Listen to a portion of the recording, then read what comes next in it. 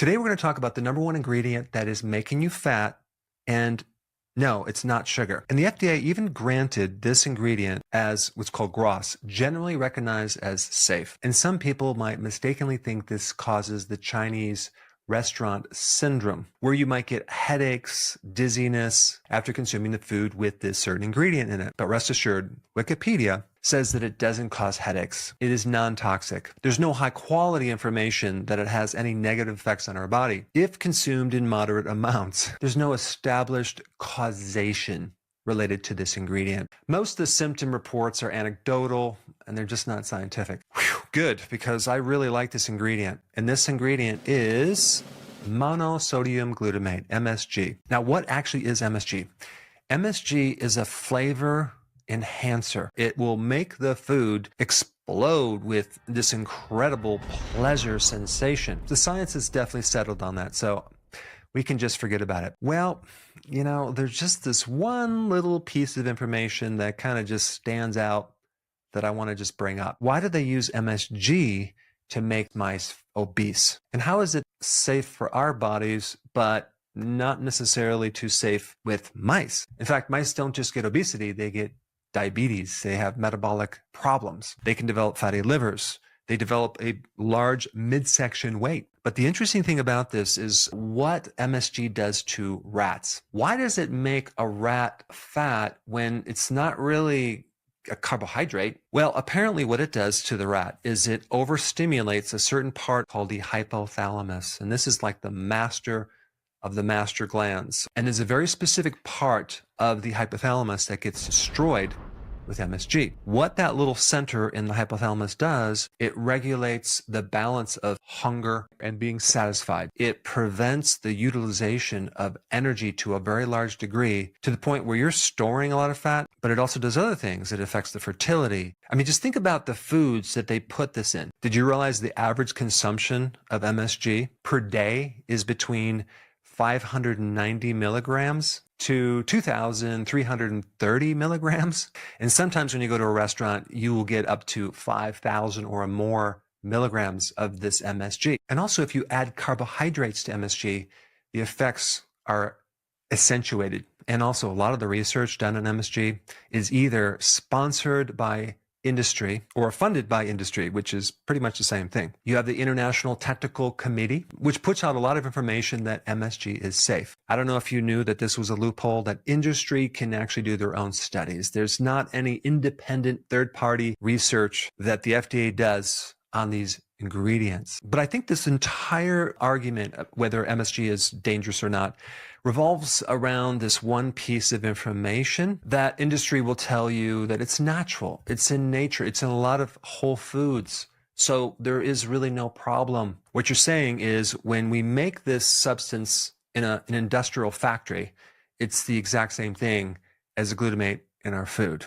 That's really what they're saying. But the truth is they're completely different. See, when they make it in a lab or a factory, you're breaking down this amino acid into its basic free state. So in other words, when you consume this free glutamate, it goes into your bloodstream like a rocket ship, like 8 to 10 times faster than if you were to get glutamate in a whole food, your body would naturally break it down. I mean, this is the same argument that they use with high fructose corn syrup. Fructose is the same in high fructose corn syrup as it is in fruit, but it's not. And this is how addictions are created. So the other loophole that they use with MSG, if there's less than a half of a gram, they don't have to list it on the label as MSG. So how much MSG are we really consuming? Well, those facts and figures that I mentioned are just the listing of MSG, not the hidden MSG. We're probably consuming a lot more MSG, but it's really hard to determine that because I don't know if anyone's tracking it. But when you see ingredients like hydrolyzed vegetable protein and even natural flavorings can have this hidden glutamate. So there's many different ways to camouflage this free glutamate, but this is the thing in the food that just makes it intensified. The flavor is amazing, but it's all geared to trick you. That's what the whole game is about. So what types of foods are very high in this monosodium glutamate? Instant noodles, like ramen noodles, like cup noodles. You know, the stuff that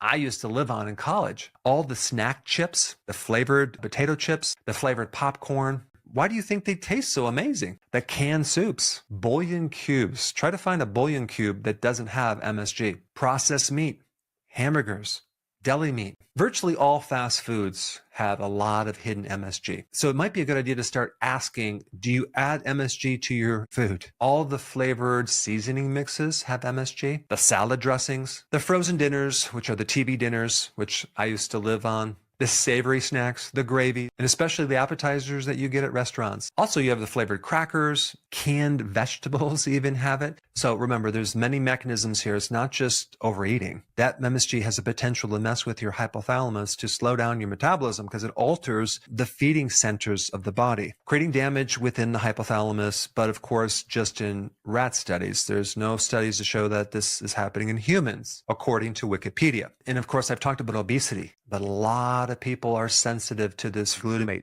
because of what it does to the brain. It overexcites the brain.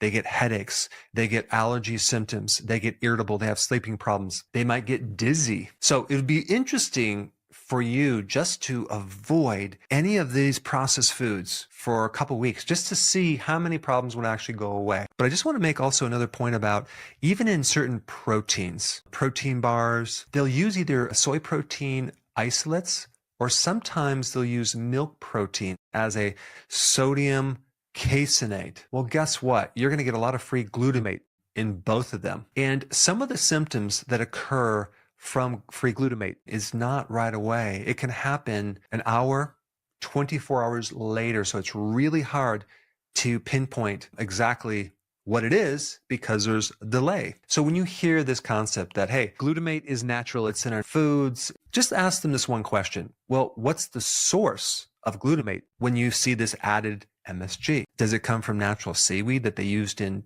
China for many, many, many years? Answer is no. Industrial MSG is made from corn, molasses, tapioca, beet sugar, soy. So there's a huge difference between the two, okay? They might be similar, but they're definitely not the same. So it's about how much free glutamate. In the MSG, you're going to get like 78.2% free glutamate compared to in a natural food that has glutamate, it's going to be a lot less, insignificant amounts of free glutamate. Now that you know about glutamate, you probably already know that sugar causes obesity. If you haven't seen this ingredient that's related to obesity, this is another one that you should put on your radar, and I will put that video up right here. Check it out. Before you go real quick, I have a course entitled How to Bulletproof Your Immune System. It's a free course. I want you to take it. And here's why. Here's you. Here is your environment. Everyone is focused on this over here, avoiding your environment. But what about here? What about strengthening your immune system? That's what's missing. This course will show you how to bulletproof yourself. And so you can tolerate and resist your environment much better by strengthening your own immune system. I put a link down in the description right down below. Check it out and get signed up today. Hey, before